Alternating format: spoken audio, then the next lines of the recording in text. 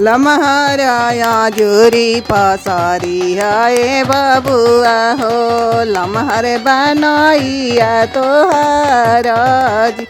लमहरा बड़े तहरा पापा जी के नैया हो लमहरा बड़े तहरा पापा जी के नैया हो जी।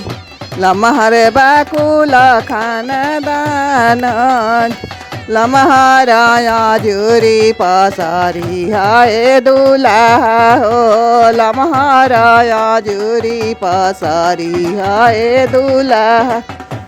लमहर बनैया तोहरा जी।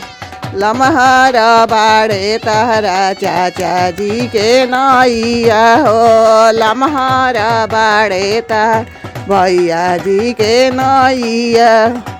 लमहर बाकुल खानदान बड़े बड़े लोग आवा तिलक देखे आवेला बड़े बड़े लोग आवा तिलक देखे आवे।